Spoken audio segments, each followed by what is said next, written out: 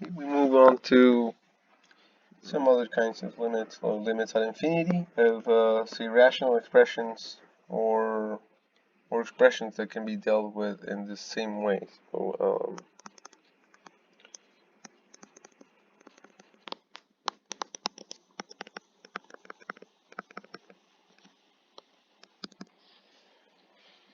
just to help you get more focused on what's gonna be really in the exam. The kind of expressions you're gonna see when you ask to compute limits at infinity are not gonna be very complicated.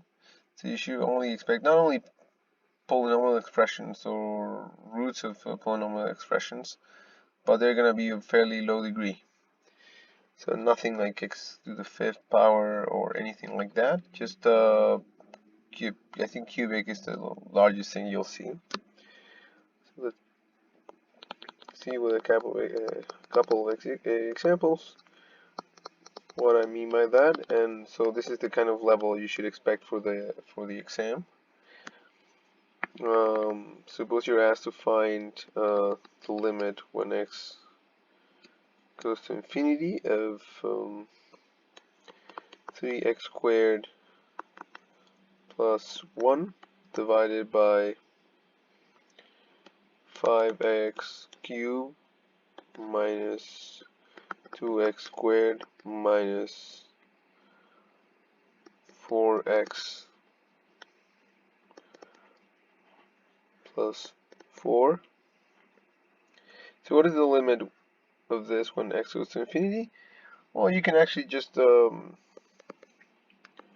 can either apply the theorem here that applies to rational functions, so polynomials over polynomial, which asks you to find the largest power here and in the top and the bottom.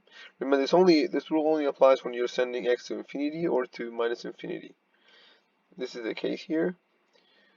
So, but you can do this by hand. I mean, you can apply that rule, or as we learned also, you can simply factor out x squared. So at the top you get 3 plus 1 over x squared. So that when you bring this x squared inside, you get 3x squared, which is what you have here. And when you bring the x squared here, when you distribute, you get x squared times 1 over x squared, which is just 1, because the x squared is cancelled. And you do the same thing with the denominator. 5 minus 2, and then it's x squared divided by x cubed, so 2 over x minus 4 over x squared, and plus 4 over x cubed. And this is exactly what I was saying before.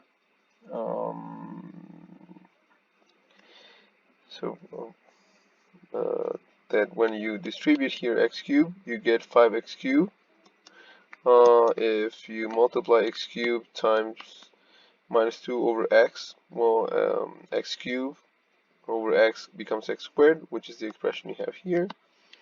And the same thing here happens when you multiply x cubed times minus 4 over x squared. You get minus 4x, which is exactly what you have up here. And the same thing happens here. X cubed plus 4 over x cubed. The x cubes cancel, and you're left with 4. So it's just bringing out the largest power of x outside and performing all the relevant operations here. So x squared divided by x cubed simply becomes 1 over x. So you have 1 over x, and then 3 plus 1 over x squared divided by 5 minus 2 over x minus 4 over x squared plus 4 over x cubed. And the thing is here that, well, you know that the numerator is approaching 3 as x goes to infinity, because you're dividing 1 by x squared, which is becoming very large. And so this whole thing is approaching 3. And remember, this only applies when x is going to infinity. So you're dividing 1 by something very large. And the same thing applies here, so something very similar. So you have 5 minus something that's very small, and it's becoming smaller and smaller, and the same thing with minus 4 over x squared, and the same thing with 4 over x cubed. So this whole thing is just approaching 5.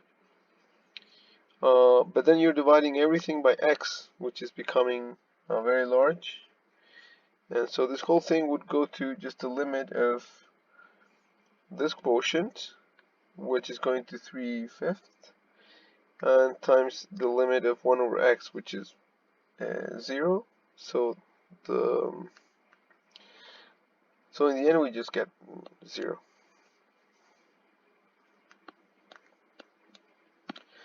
So going quickly over this again, we have, say, another example. What about the limit when x goes to minus infinity of 4x squared plus 2x plus 1 divided by 3x squared plus 7. What we compute now, now that we've gone over this example in full detail, we just start our process really quickly. So here the largest power for the numerator is x squared, so we bring out an x squared, and the numerator becomes 4 plus 2 over x plus 1 over x squared, and x squared is also the largest power for the denominator. Bring it outside, we get x squared times 3 plus 7 over x squared. Okay, and just like before, well, we can cancel x squared and x squared, so we just get 1 outside. But then this becomes the limit of what's above divided by the limit of what's below, and the top goes to 4 and the bottom goes to 3. Remember, 2 over x goes to 0, 1 over x squared goes to 0. Remember that we're sending x to minus infinity, so 1 over x, okay, may be negative, but it's becoming very large, so you divide something like 2 by x is becoming very, very negative, that's still going to go to 0. And the same thing happens in the bottom, so for the denominator, and we get that this the combination of these two terms goes to 3, because 7 over x squared is approaching 0. So that's how you do this. And the final answer is 4/3. One final example, again, that is not it's not actually a rational expression, but it's something very similar. So, and they may be asking you to find, say, the horizontal asymptotes.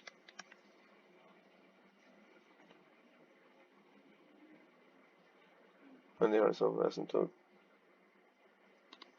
of, say, 17x plus 3, all that divided by the square root of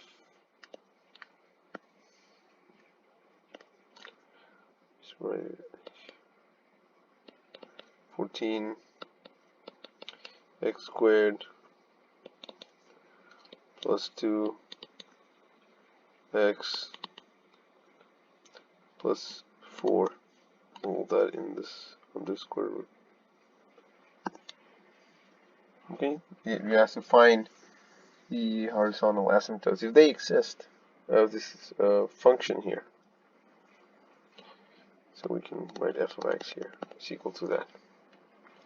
So for the solution, the procedure, once we understand what we are asked to give, is the same as before. So it's a combination of the two things. So solution,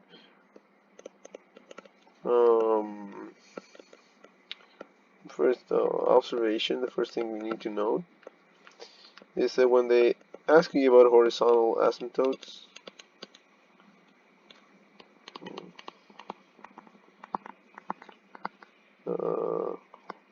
they're really asking you about the limits at infinity.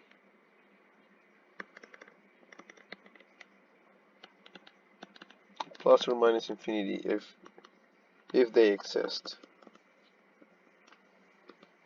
If not, the function doesn't have horizontal asymptote.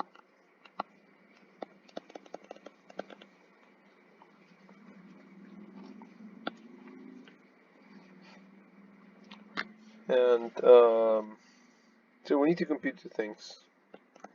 Again, the limit when x approaches infinity of 17x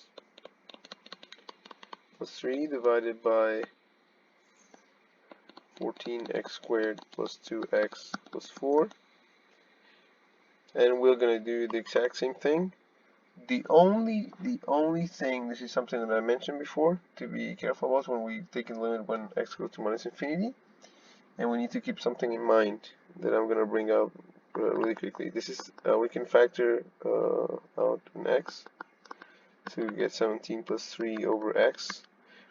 No, that's the limit, I'm sorry, of this function. Limit when x goes to infinity of x times 17 plus 3 over x divided by, we can factor out an x squared, 14 plus 2 over x plus 4 over x squared.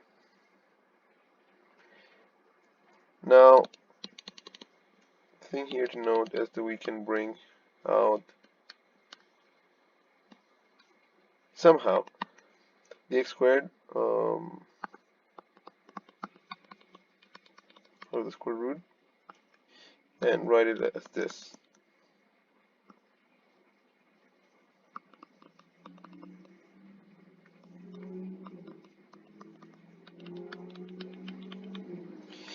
Not at any moment have we used the fact that we are sending x to infinity and not to minus infinity. This is where this is going to play a role. The square root of x squared, is not equal to x. This is wrong, but it's in fact equal to the absolute value of x. Think of, just like I gave in the corresponding video, the example, what is the square root of minus 5 squared? The square root of minus 5 squared, first of all, the square root is always a positive number. That's why you need to write plus or minus the square root, because the square root is always a positive number. And this is the same as the square root of 25. What is the square root of 25? It's 5, not minus 5. Okay, so the square root always gives you the absolute value of x. So if you're taking the square root of x squared when x is positive, it's going to be the same as x. But if it's negative, then you need to multiply by minus. So this is what you need to take into account. So here we end up with limit when x goes to infinity of x over the absolute value of x times 17 plus 3 over x, all of that divided by the square root of 14 plus 2 over x plus 4 over x squared. And when x goes to infinity, x is positive, so the absolute value of x is just x. So this is just 1, identically equal to 1.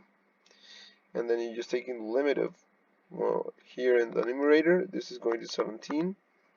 And in the denominator, 2 over x is going to 0, 4 over x squared as well. So just get the square root of 14.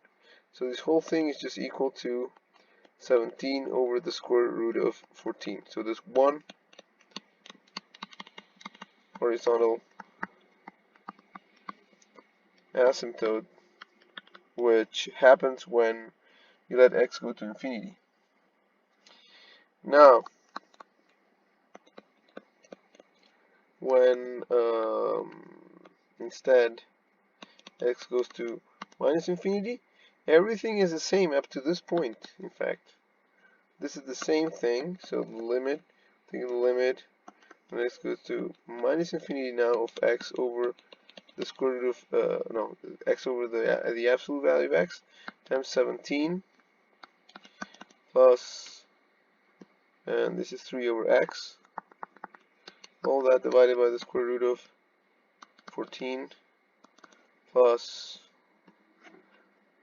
2 over x plus 4 over x squared. Okay, so this is what we end up having. And again, this goes to 7, this goes to the square root of 14. But here, when x is going to minus infinity, in particular, the absolute value of x is negative. And if you go back to, so it's equal to minus x. So if you go back to the first week, this is minus 1 in this case. Not 1, it's minus 1. So this becomes minus 7 over the square root of 14. So that's the other horizontal asymptote. This is the second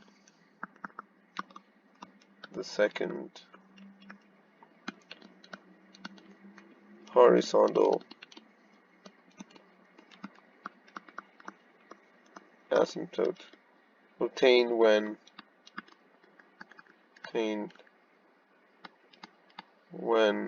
x goes to now minus infinity. So the only difference here between the case x going to minus infinity or x going to infinity is the value of this quotient. This is one function that we analyzed before, and x over the absolute value of x is 1, and it's minus 1 for negative values of x. One of our first examples of a discontinuous function. Okay, I would strongly recommend to memorize this example very well, because a question like this will be in the exam. Almost the exact same question. Maybe we'll change the values of these coefficients, like 17 or 3, 14, and these things. But the rest will be exactly the same. So the same procedure, you'll need to take out a factor of x squared and compute the square root of x squared. And the square root of x squared is not x, because of what we said before. The square root of x squared is always equal to the absolute value of x. And this is in fact what we'll have to deal with and proceed here. When you compute the limit when x goes to infinity, this quotient over here will give us 1, while if you take the limit when x goes to minus infinity, it will give you minus 1. So that's the only difference here. Okay, so go over this example again, and if you have questions, please contact me in advance before the exam, so that we can clarify any questions about it. This is going to be in the exam, as I'm telling you, a very, very similar problem. Okay, so good luck with that. And again, don't forget that x over the absolute value of x is not 1, but it depends on whether x is negative or not, and then the square root of x squared is the absolute value of x. Okay? And this is the only place where taking this kind of limit differs from one side of when x goes to infinity or when x goes to minus infinity, is when looking at the value of this quotient. Okay, so that's it. We'll continue with the review in the next video.